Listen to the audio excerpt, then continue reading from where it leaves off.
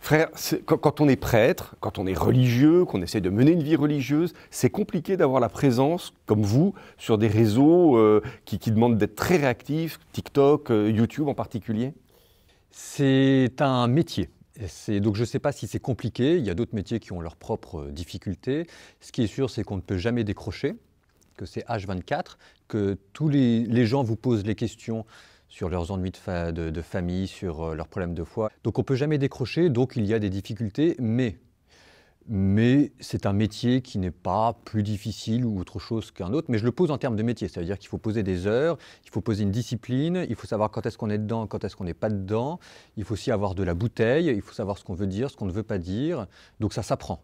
Ça veut dire pour vous, c'est un apostolat qui vous est confié par vos supérieurs? Exactement. C'est ça, hein? Alors, au début, c'était une initiative personnelle parce que quand j'ai commencé, mon objectif en postant mes premières vidéos, c'était d'avoir 50 abonnés. C'était 2-3 petites vidéos où je faisais de la guitare. Donc, il n'y avait aucune ambition apostolique derrière.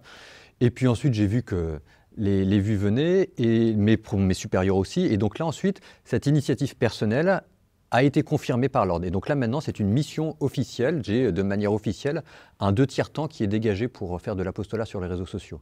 Alors, on a un peu envie de savoir quand même le frère Paul Adrien, derrière le youtubeur, le tiktoker qu'on voit régulièrement, qui a toujours le sourire d'ailleurs dessus, et c'est sympathique, mais derrière l'homme que vous êtes.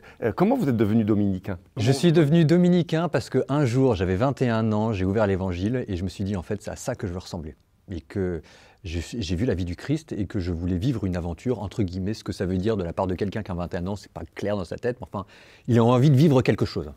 Et en ouvrant l'évangile, je me suis dit que ce que je voulais vivre, c'était la vie du Christ. Et que je suis devenu, entre guillemets, amoureux de la vie du Christ, que je voulais lui ressembler. Et donc là, j'ai décidé de lui donner ma vie. Et alors après, il fallait choisir exactement dans quel ordre. Oui. Voilà. Donc je me suis dit que prêtre diocésain, jamais je pourrais tenir, parce que je voyais mes curés, ils bossaient comme des chiens. Et donc je me suis dit que ça, je ne pouvais pas. Et puis je me suis tourné vers la vie religieuse, qui me correspondait mieux en fait, parce que dans ma tête, c'est plus important pour moi d'être pauvre, chaste et obéissant, donc les 3 vœux de religieux. C'est plus important pour moi dans ma tête que prêtre. Donc avant d'être prêtre, je me définis comme religieux. Donc en fait, ça m'allait très bien la vie religieuse. Et alors après, il a fallu choisir. Donc je suis allé voir mon père spirituel. Il me dit, bon, mais très bien, qu'est-ce que tu veux? Donc je dis, moi je voudrais faire de la prédication, je voudrais faire des études et je voudrais prier dans le cœur avec des frères. Et donc en fait, c'était exactement les dominicains. Pour toutes ces vidéos que vous mettez en ligne, c'est des sujets que vous choisissez, qui vous sont imposés par l'actualité ou par les gens qui sont en lien avec vous. Comment est-ce que vous procédez? Et alors, ce qui est très bien, c'est que dans le catholicisme, il y a tout ce qu'on veut comme sujet. Donc, c'est la différence peut-être avec un autre youtubeur, c'est que je n'ai pas à me creuser la tête pour avoir les sujets, parce que ça peut aller aussi bien dans la liturgie qu'aux problèmes d'actualité, en passant par la Bible, etc. Donc, en gros, il y a plusieurs types de sujets. J'essaye de privilégier d'abord les sujets dont je pense que les gens ont besoin. C'est pas très français, mais c'est pas grave. Donc, par exemple, quand je vois que les gens sont malheureux sur certains sujets, je fais des vidéos. Donc là, j'en ai fait une sur le transgenre qui était compliqué parce que les gens ont besoin de savoir, d'avoir une parole qui leur dise à la fois la beauté de l'évangile et la miséricorde de Dieu, en même temps qui dit les choses et en même temps qui comprend en compte la souffrance, la réalité.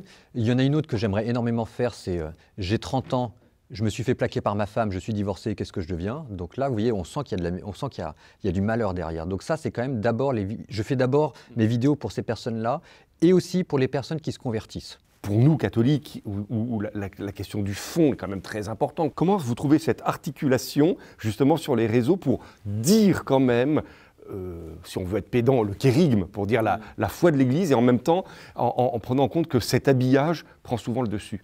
Et bien alors ça, c'est extrêmement clair dans ma tête. Ça veut dire que, donc, vous avez le rapport fond-forme. Plus vous privilégiez, si vous dites que la forme a plus d'importance que le fond, vous êtes dans la prédication populaire. Et dans ma tête, c'est pas négatif. C'est pas une critique. Et si à l'inverse, vous dites que le fond a plus d'importance que la forme, là, vous êtes dans la prédication plus élite, intellectuelle. Et là encore, c'est très bien, il en faut les deux. Mais ce qui est sûr, c'est que si jamais vous voulez parler à tout le monde, à un ado de 16 ans, comme à une grand-mère de 90 ans, comme à quelqu'un qui est perdu dans la campagne, etc. Donc le peuple chrétien, dans toute sa popularité, là, il faut privilégier la forme parce que c'est d'abord ce que les gens voient. Dernière question, même pas une minute, 10 secondes pour répondre. Qu'est-ce qui manque à la communication de l'Église aujourd'hui? Il manque plein de choses. Il manque plein de choses. Ah, mais vous avez 10 secondes, J'ai frère. 10 secondes. Il faut qu'on dégage du temps de manière professionnelle pour que des prêtres, des religieuses puissent s'investir, que tous les prêtres qui sont sur les réseaux sociaux ne peuvent faire ça que sur leur temps de loisir et c'est pas bon, sachant l'emploi du temps qu'ils ont, c'est pas bon. Ce qui nous manque aussi, c'est qu'on donne leur chance à des catholiques pour qu'ils puissent s'exprimer sur les réseaux sociaux. Chez les protestants, vous avez des organes de fédération avec des coachs, des tutos, des institutions qui vous bichonnent pour vous porter sur les réseaux sociaux. Et nous, on n'a pas ça. Et il faut qu'on l'ait. Donc en fait, il faut qu'on pense que la prédication sur les réseaux sociaux, c'est un lieu majeur et qu'il faut s'investir. On ne peut pas se tromper en allant sur les réseaux sociaux.